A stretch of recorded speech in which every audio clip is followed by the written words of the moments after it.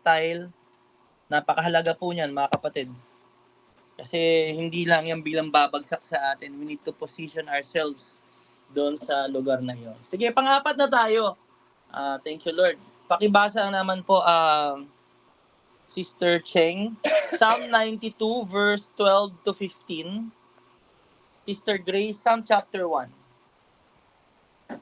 So, ang susi dito ay para yung blessing ng Lord dumaloy, maranasan natin is being planted in the house of the Lord. Being planted in the house of the Lord. Sister Cheng.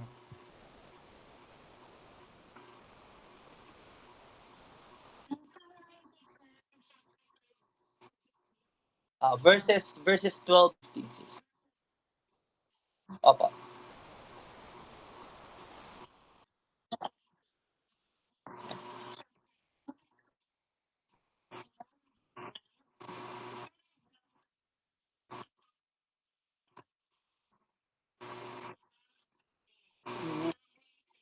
Mm.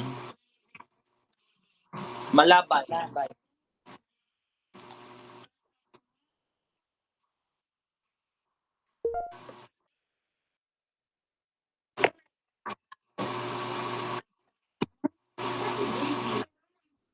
Yan. Amen. Mm. Mm.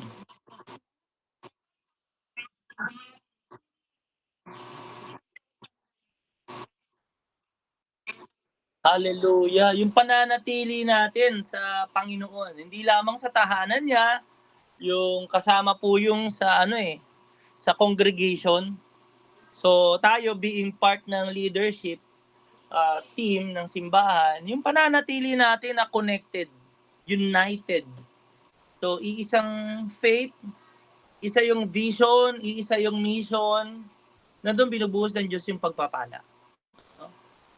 Yung pagiging planted in the house of the Lord. Ang ganda, no? Yung Psalm 92, maraming mga keywords, no? Maraming mga blessing. Yung palm trees, di ba, declaration natin yan eh. Talaga naman kahit may bagyo, kaya ito mga palm trees, napakagandang analogy. Ano yan eh, hindi yan basta-bastang nabubunot, lalong tumatatag ang buhay. So isa po yun sa pagpapala. Ano pa? Yung cedars of Lebanon. Yan yung ginamit na kahoy sa sa templo, which is napakatibay, mahal, malalago. So ang buhay natin na pinagpala talagang lumalago po, no? Isa yung blessing ng Panginoon. Sa verse 13, sabi, kahit na yung bunga nila'y darami, mga natanim sa tahanan. Sa 14, tuloy yung pagbunga. Ang isa lang pong tanong sa atin ay, tumigil na ba tayo sa pagiging mabunga?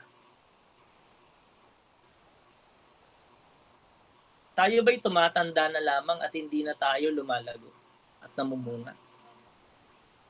Evaluate po natin yung ating pamumuhay, no? Saan tayo nagiging mabunga? Tuloy ba yung ating pamumunga hanggang ngayon? Meron bang nababago sa atin? Kasi siyempre, matagal na rin po tayo magkakasama. Sana ang prayer natin, no? Hindi lang tagal o taon yung madagdag sa paglilingkod natin, kundi pagiging mabunga sa karakter natin. Nung tayo po ay naging part sa leadership team, ang comment sa atin nung simula, hanggang ngayon ba yung pa rin yung komento sa atin? Kung ang comment nung leadership team sa atin dati ay tayo ay hindi marunong magpakumbaba, ganun pa rin ba tayo? Hindi ba tayo lumalago? Kasi sabi niya diyan, kapag planted tayo in the house of the Lord, magiging tuloy-tuloy po yung pagbunga. Kung tayo ay napunlaan na marumi ang isipan at puso, hanggang ngayon ba ganun pa rin tayo? Hindi yun yung blessing ng Lord Kung dati tayo ay nagiging dahilan ng pagtatalo-talo, may kahinaan tayo, yes, normal yun, pero Sa pagpapatuloy natin, alam ko yung mga kahinaan na yan, nagiging kalakasan na natin. Let's just evaluate ourselves. Parehas pa rin ba tayo? O lumago na tayo?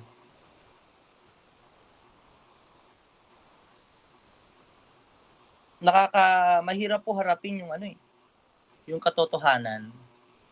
Pero sa pag-aaral na ito, as we evaluate ourselves, makita natin, teka, dati na akong tamad magbasa ng Bible. Hanggang ngayon, ganun pa rin. Dati, chismosa ako. Hanggang ngayon, yun pa rin. Matabil ang dila ko. Ngayon, ganun pa rin ba? So, napakahalaga po na pag-isipan natin, baka kasi ito yung hadlang sa pagpapala. Ayaw ng Panginoon na tayo ay hindi managana. Kaya kung ano man yung ating mga kahinaan, mga pagkukulang, dalangin ko sa patuloy natin na pananatili sa tahanan ng Diyos. Hindi lang tayo tumanda. Sabi sa verse 14, tuloy ang pagbunga kahit na ang punong ito ay tumanda.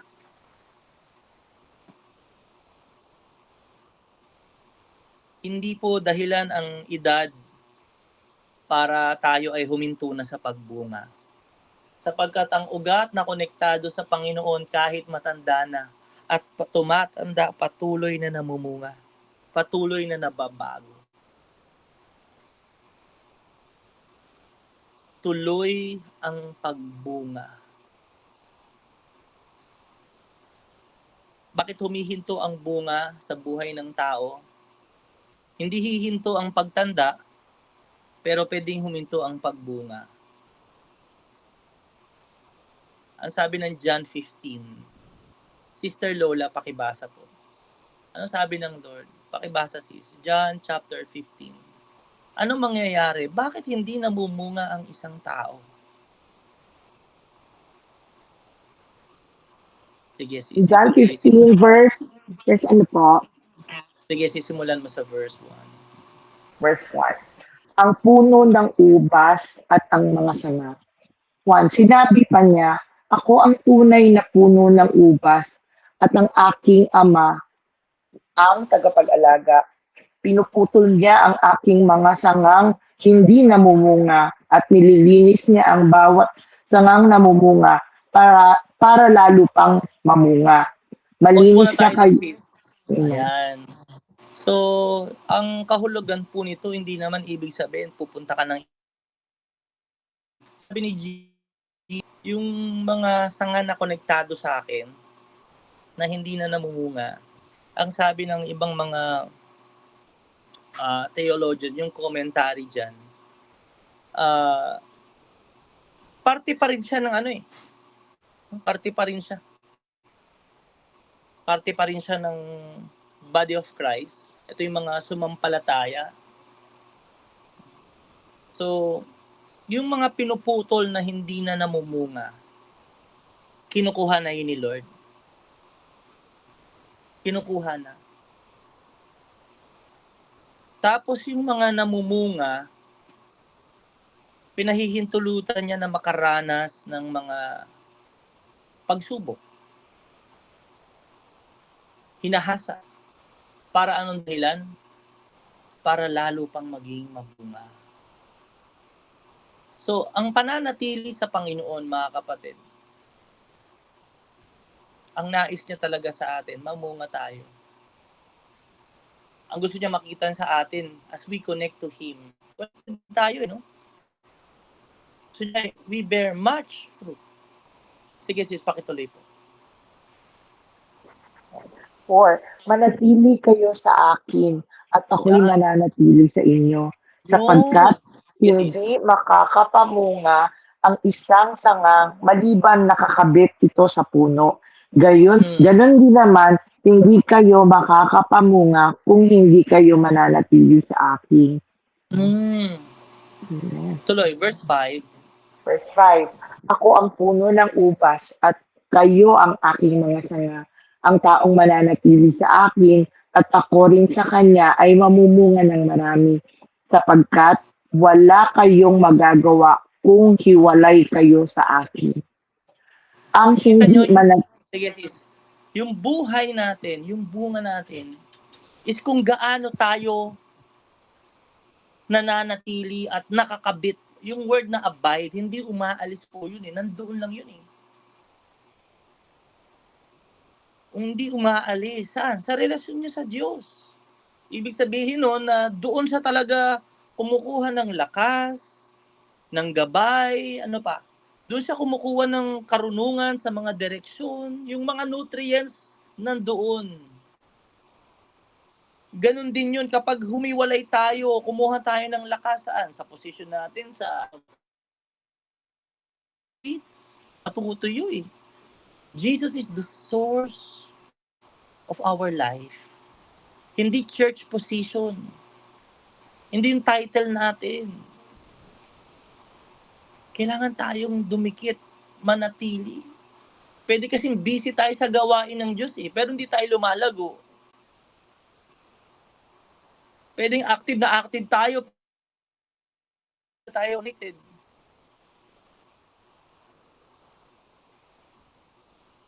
Kaya napakahalaga po being planted in the house of the Lord. Habang tayo ay nandito pa sa mundo, no? Yung pruning. Kung mabunga tayo, pinuprune.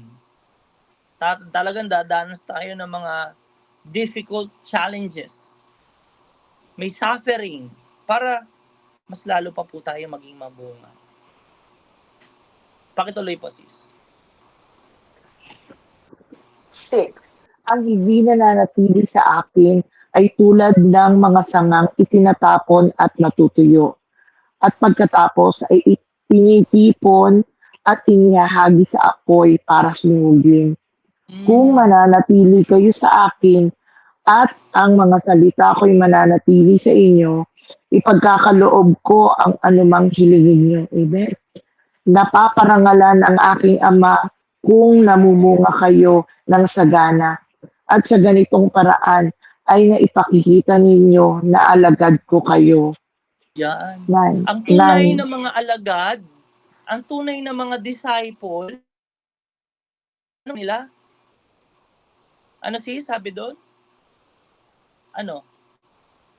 Hindi title, hindi position, ano makikita? Bunga. The fruit of the Holy Spirit, growth, life, change life, transform lives. Hindi naman tayo sinusukuan ng Diyos. Pero kapag paulit-ulit tayo doon sa kasalanan, ito na yung kaso natin 2 years ago, a year ago. Pero hanggang ngayon, pag ganun pa rin tayo, yan ay makakahadlang sa mga pagpapala ng Diyos sa buhay mo. Sige, tuloy natin hanggang 10. Sige, sis. 9. Kung paanong iniibig ako ng Ama, gayon din naman iniibig ko kayo. Manatili kayo sa aking pag-ibig. 10. At kayo'y mananatili sa aking pag-ibig kung sinusunod ninyo ang mga utos ko. Katulad ko na nananatili sa pag-ibig ng aking Ama sa pag-sinusunod ko ang mga utos niya. Amen. Praise God. So, hindi lang bastang present attendance, present check, uma-attend check. Maganda po yun. Pero yung tunay na nananatili, ano raw, ang kaibahan? Sumusunod. May pagsunod. May bunga, may pagsunod. Hindi lang po pagiging present. May fruit, may obedience na makikita. So, ang gusto ng Panginoon, tayo i-bless talaga. Magpa-flourish talaga. Ayan nga yun, thrive. Thriving. Hindi lang tayo bastang nandito, kailangan sumusunod po tayo sa sinasabi ng Panginoon. Gusto natin ng bunga pero hindi naman tayo committed sa pagsunod. Hindi ganun ang kanyang pamamaraan. Blessing requires commitment. Being planted in the house of the Lord. Being connected to that vision, the mission na binigay sa atin ng Lord. Salamat na lang sa Lord at mayroong nagko-correct sa atin. Mayroong nagpapaalala. So thank you Lord kasi syempre yung analogy niyan yung halaman kapag inilipat-lipat niyo ng paso, 'di ba? Everyday lumilipat. Hindi talaga siya planted into that one soil or sa ano na yun, paso na yun, magi-struggle yun sa paglago. Kaya yung atin pong pagiging, yes, maganda, dapat lagi tayong present. Pero dapat planted din tayo. Hindi lang tayo dapat nagsiserve. Kailangan sumusunod din tayo. Meron kasing nagiging problema Bakit ang mga tao ay hindi nakakaranas ng pagpapala gayong ang plano ng Diyos pagpalain tayo? Pakibasa, Psalm chapter 1, 6 na verses yan. Magandang i-memorize yan. Sige. Mga awit chapter 1, ang tunay na kagalakan. Verse 1, mapalad ang taong hindi nakikinig sa payo ng masama at hindi sumusunod sa masama nilang halimbawa. Hindi siya nakikisama sa mga kumukutya at hindi nakikisangkot sa gawaing masama. Verse 2, sa halip, kasiyahan niyang sumunod sa kautusan ni Yahweh. Binubulay-bulay niya ito sa araw at gabi. Verse 3, katulad niya'y punong kahoy sa tabi ng isang batisan. Laging sariwa ang dahon at namumunga sa takdang panahon. Ano man ang kanyang gawin, siya'y nagtatagumpay. Verse 4, hindi gayon ang sinumang gumagawa ng masama. Ito ay tulad ng ipa, hangin ang siyang nagtatangay. Verse 5, sa araw ng paghuhukom, parusan niya'y nakalaan. Siya'y ihihiwalay sa grupo ng mga banal. Verse 6, sa taong matuwid, si Yahweh ang pumapatnubay. Ngunit ang taong masama, kapahamakan ang hantungan. Amen. So ito pong Psalm chapter 1 ay contrast ng dalawang tao. Taong pinagpala, mapalad, at taong sinumpa. Yun yung masama. Kung makikita natin dito, paano ba nagiging masama ang tao? Nakikinig kasi sa payo ng masama. Sumusunod sa masasama nilang halimbawa.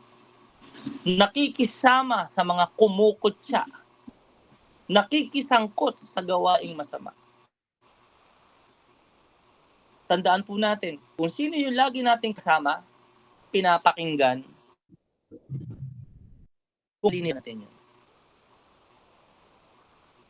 Kapag sumama ka sa mga nangungutya, ang pinagkukwentuhan lagi buhay ng ibang tao, nako, magiging ganun ka rin. Mahahawa ka. Kapag sumama tayo sa mga tao na mareklamo, maraming galit, sama ng loob, nako, mahahawa ka.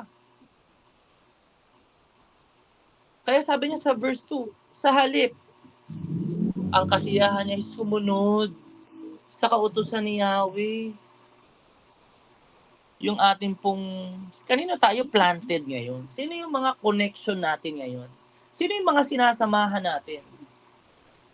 Tandaan niyo po, kapag ang mga taong sinasamahan natin, binuksan natin yung ating buhay sa kanila, binigyan.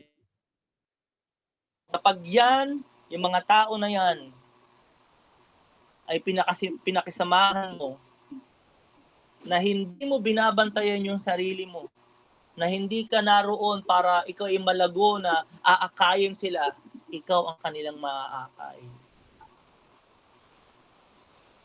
Ang sabi ng Bible sa verse 4, binasa, yung mga masasama tulad ng ipa, hangin ang siyang nagtatangay. Yung mga ipa, walang laman yan chaff, walang halaga, walang kabuluhan, matatangay yan.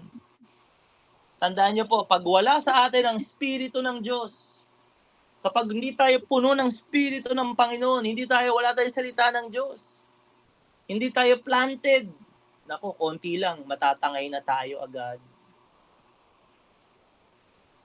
Kaya napakahalaga po, Being planted in the house of the Lord, hindi lamang to attendance sa church. Kasama po dyan yung ating mga connection, fellowship, sino ba yung mga accountability partners natin?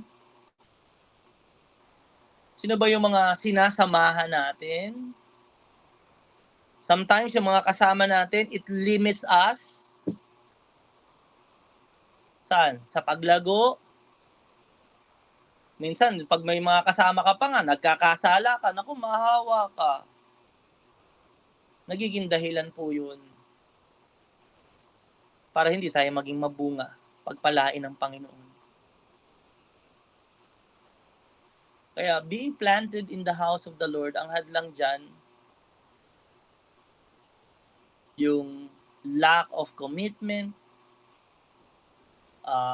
ungodly fellowship. Tingnan po natin, evaluate our lives. Ito yung posisyon na, Lord, nakakahadlang na to sa buhay ko, pagkasama ko to. Napapariwara ako nagkakasala ako Tandaan natin, we're not just members of the church. We are leaders of the church. At sa leadership ng simbahan, hindi po pwede na tayo ay nagsisimula ng kaguluhan, nagtatanim ng pagdududa, sa ating galing ang chismis, bias ang ating decision.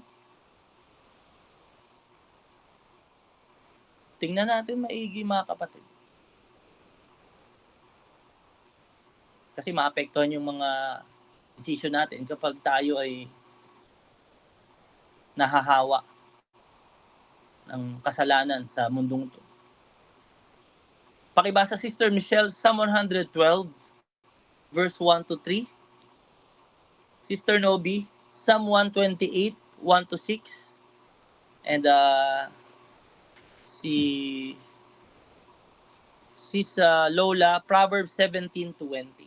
So number 5 po ang susi sa pagpapala ng Diyos is yung pagkakaroon ng takot sa Diyos. Ano ba yung takot? Sige kapatid, pakibasa.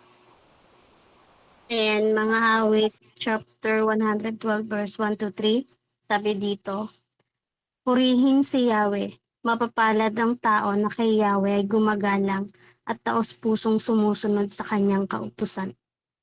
Verse 2, ang kanyang lipi magiging dakila, pati ang mga angkan ay may pagpapala.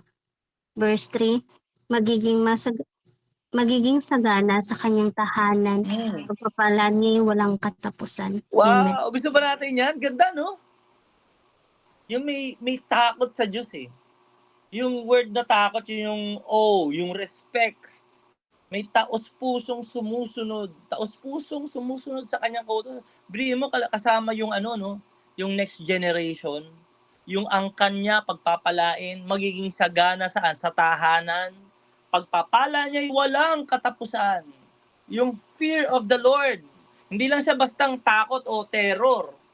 Kumbaga parang banal na pagkilala. Teka, banal lang Diyos. Diba? Banal lang Diyos. Hindi karapat-dapat sa Diyos itong pinag-uusapan natin. Hindi karapat-dapat sa Diyos ko itong lumalabas sa bibig ko. Paninira ang kapwa, panlalait, mga masasamang salita, pagkukwento, mga chismis. Naku, hindi tama. May banal na Diyos. Respeto natin ang Diyos. Hindi ba kapag may mga pagkakataon, we meet new people, kaya kanina, meron kaming na-meet.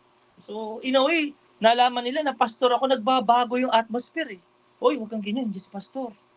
Nagkakaroon ng respeto na merong representative ng Diyos. Meron ba tayong respeto sa Diyos? Meron ba tayong paggalang sa Diyos? Meron ba tayong takot sa Diyos? Kung meron tayong takot sa Diyos, babantayan mo yung salita mo Kung meron kang takot sa Diyos, iiwasan mo yung chismis, paninira sa kapwa. Kung meron tayong respeto sa Diyos, hindi ka gagawa ng mga kwento. Hindi ka magsasalita ng masama laban sa kapwa mo. Yun po yung takot. Airtight food container. Acknowledging God's holy presence. Pag ganun, kapatid, talagang may pagpapala ang Panginoon. Psalm 128. Amen. Ang sabi po dito, ang bunga ng pagsunod kay Yahweh. Verse 1, mapalad ang bawat tao na kay Yahweh ay may takot. Ang Amen. maalab na naisi sumunod sa kanyang utos. Verse Yan. 2, kakainin niya ang bunga ng kanyang pinaghirapan. Ang Wow. taong ito'y maligay at maunlad ang Ay, pamumuhay. ganda. Oo. Sige. Verse 3, sa tahanan, ang asaway parang ubas na mabunga at Oo. bagong tanim na ulibo sa may hapag ang anak niya. Pause lang tayo ah. Napakaganda ng first 3 verses yan. Pero mo yung bunga nun. Sabi niya, magiging maligaya ka, magiging maunlad ang pamumuhay mo. Tapos hindi lang dun sa gawain ha. Sabi sa verse 3, pati yung tahanan mo eh. Yung asawa mo, ubas na mabunga. Pag nakita mo yung ubas na mabunga, ano nakikita mo? Nagliliwanag yung mata mo, di ba napapangiti ko? Wow, ang ganda ng... Ganon din, may masayang relasyon sa pamilya. Ano pa? Yung bagong tanim na olibo sa may hapag ang anak niya. Ibig sabihin, kahit yung mga anak niya ay nagiging pagpapala sa kanya. So, paano ba tayo nagkakaroon ng takot sa Diyos? Verse 4, tuloy mo sis. In verse 4, ang sinuman kung si Yahweh buong pusong susundin, buhay niya ay uunlad at laging pagpapalain. Papalain. 5. Verse 5, mula sa Zion, pagpapala nawa ni Yahweh ay tanggapin at makita habang buhay pag-unlad ng Jerusalem. In verse 6, ang magiging iyong apo, nawa iyong makita rin. Naway maging mapayapa itong bayan ng Israel. Amen. Ang ganda, no? Yung promise ni Lord for those who fear Him. Kapag tayo may takot sa Diyos, lahat ng ginagawa natin, lahat ng sinasabi natin, ang tanong, malulugod ba ang Diyos? Naririnig ako ni Lord Nagbibigay ba to ng karangalan sa Kanya? Alam mo yun, bago mo gawin ang isang bagay, ang isipin mo, masisira ba ang patotoo ng Panginoon sa buhay ko? Baka mawasak yung testimony ko. Bago ka magdesisyon, di ba? Kung tayo may mga negosyo, trabaho, mga gawain sa pera. Gusto ko lang i-share sa inyo, no? Meron akong biniling, sa inyo lang naman, no? Pero parang tingin ko gusto ko rin i-share sa pulpit. Meron akong binili sa Shopee, mga medyas.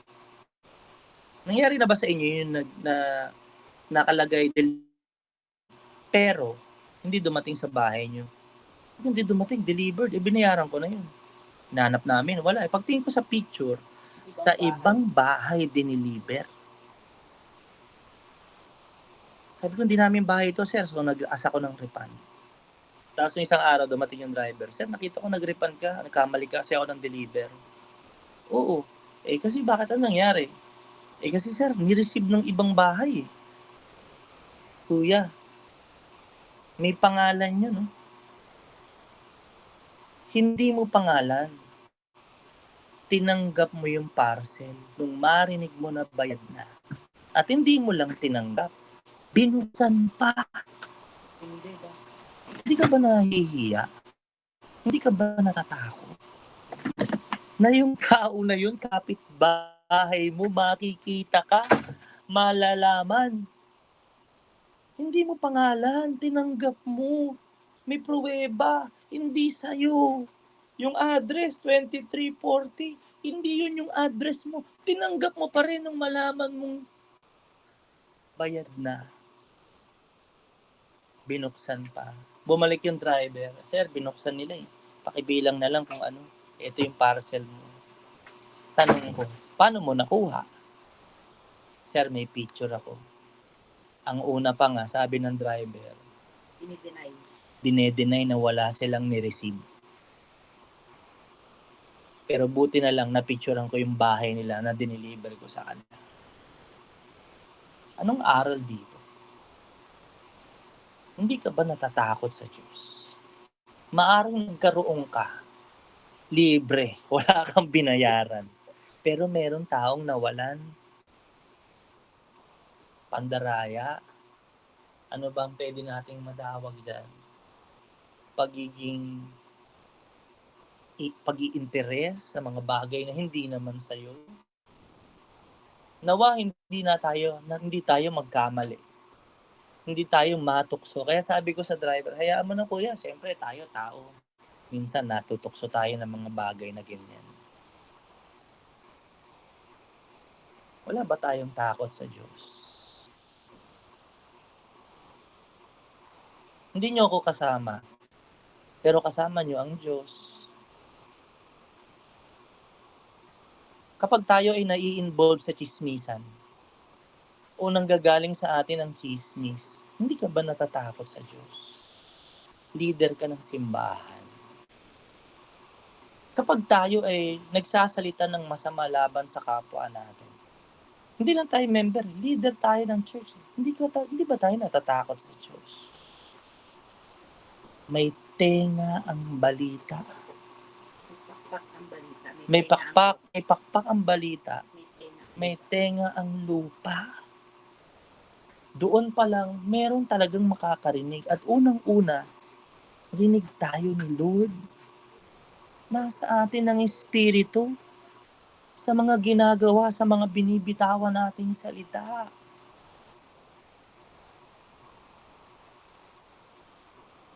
Paano pag tayo yun? Tama ba yung puso natin? Tama ba yung iniisip natin sa ating kapwa? Kaya alam nyo, hindi lang to basta patungkol sa pagpapalay. Gustong-gusto tayong pagpalain ng Diyos.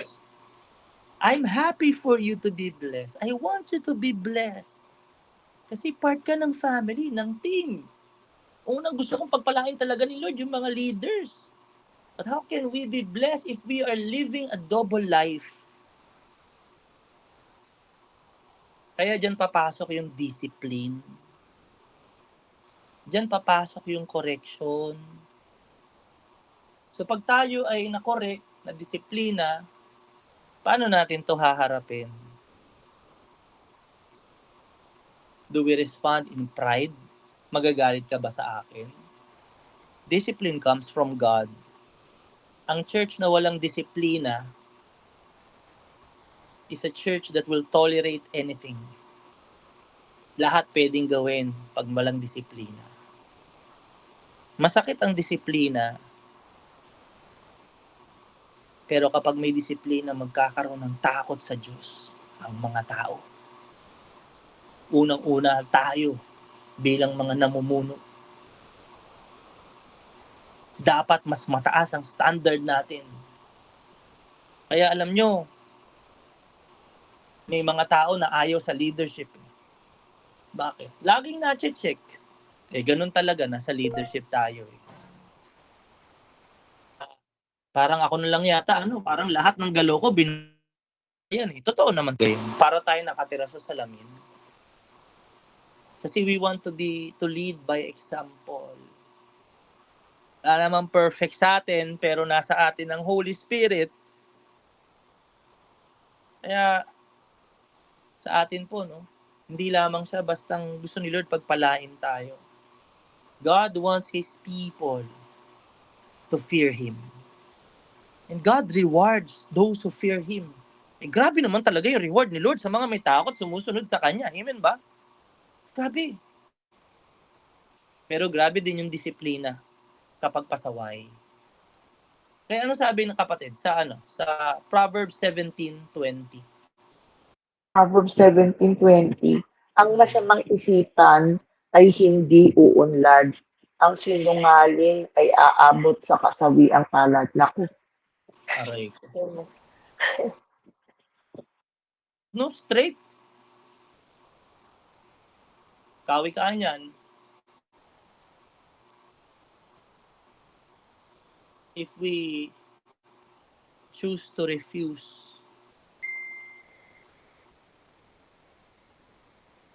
gagawa ng kalokohan. Pag masama ang isipan, hindi uunlad, hindi lalago, hindi magiging mabunga. Sabi sa Amplified Bible, he who has a crooked mind, baluktot ang isip, no? Finds no good, walang nakikitang mabuti, walang makikitang mabuti. And he who is perverted in his language falls into evil. Yung isip, mahalaga. Yung salita, mahalaga sa Diyos. Yung iniisip mo, dapat may takot ka sa Diyos. Kung marumi yung iniisip mo, hindi mo yan dapat isipin. Kung nag-iisip ka naman, hindi yan dapat ang maging isip mo. Kasi kita ng Diyos yung isip natin. Pangalawa, yung language. Kapag yung mga salita natin, paninira, pagsisiwalat ng chismis, paggawa ng pagsasalita ng mga hindi ganda, you will fall into evil. Sabi ng Bible. Matakot tayo sa Diyos. Mga kapatid, bibigyan ko po tayo po ay nabigyan na ng tawag dito, delegated authority. At pinapaalala ko uli sa inyo that we must be accountable to each other.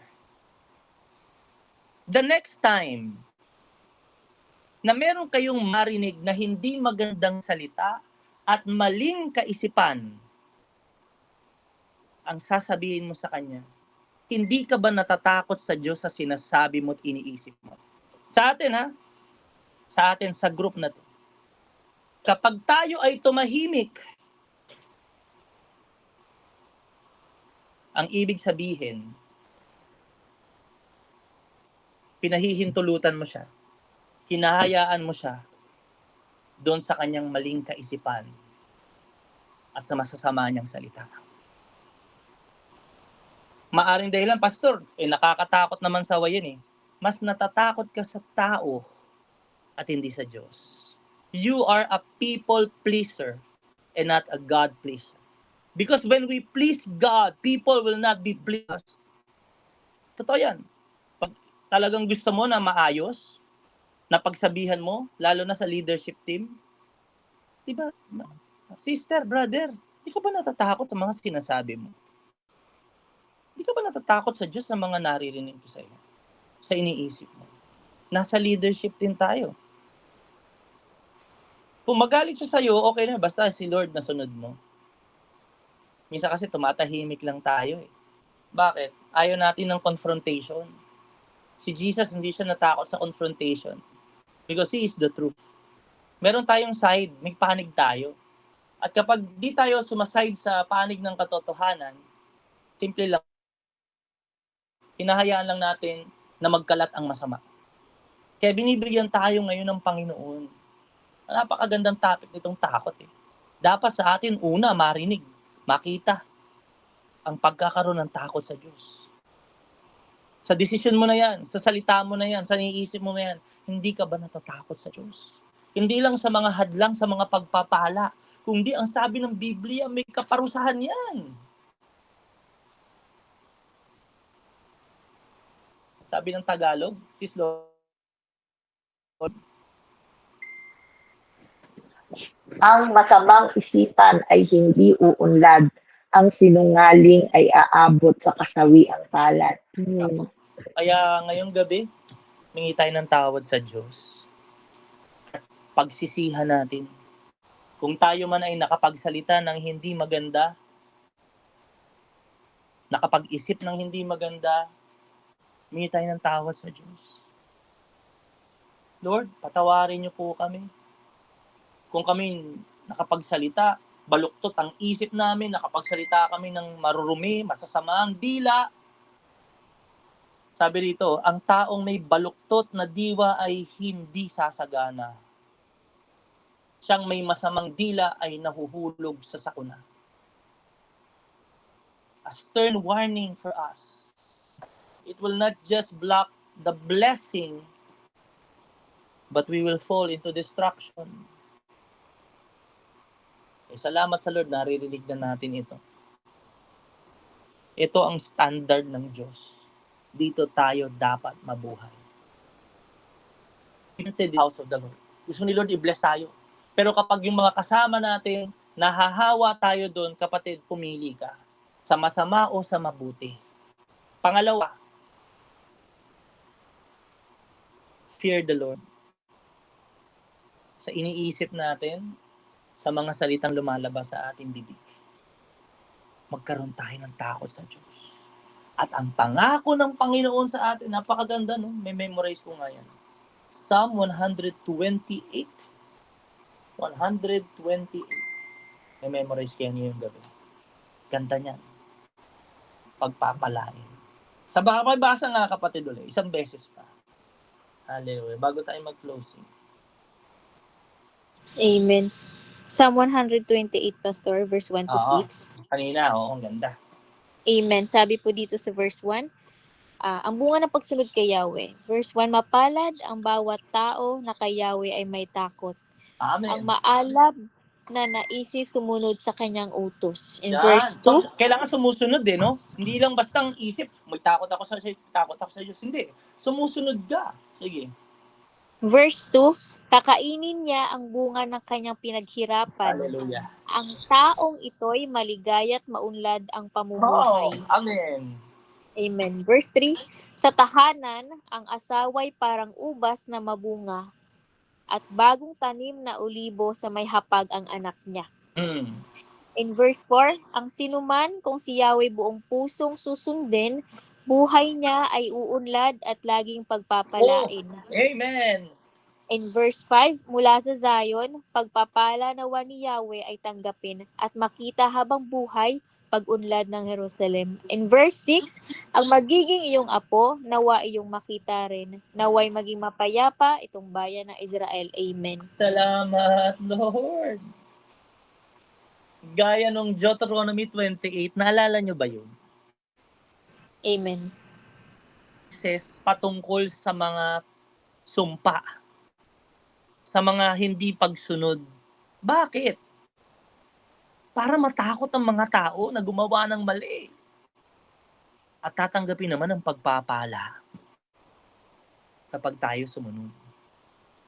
Kaya Lord, salamat po dahil ang mga aral na ito ay talagang tumatagos sa puso namin.